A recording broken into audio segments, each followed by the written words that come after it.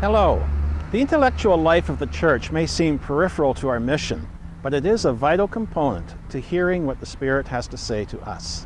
An issue of current debate among intellectuals is whether or not there is a place for a faculty of theology at a secular university. Some universities have them, and others have replaced them with a faculty of religious studies.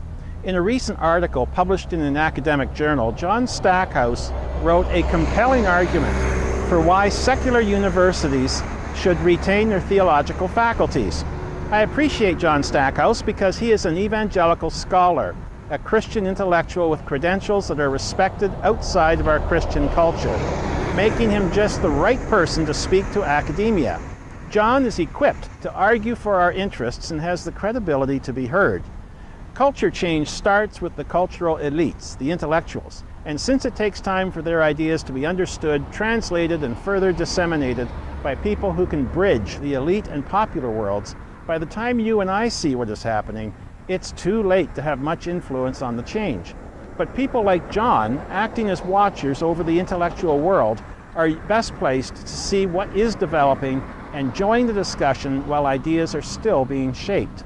We need more Christians who can speak the language of the academics and philosophers and who have the right credentials that will be respected by a secular audience. We need more John Stackhouses. The question today is, how do we support the Christian scholars we do have, and how can we increase their numbers? Well, briefly, we can promote higher education by encouraging our youth to pursue intellectual endeavors in the secular world as opposed to only in the religious sector. We can amplify the voices of our current intellectuals by promoting their messages to our audiences. We can support their institutions, and we can add thought leadership to our ministries. In the evangelical church, we tend to value work on the ground more than intellectual thought.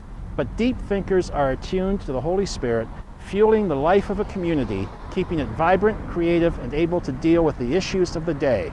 Indeed, Christian intellectual life deserves our full support. God bless.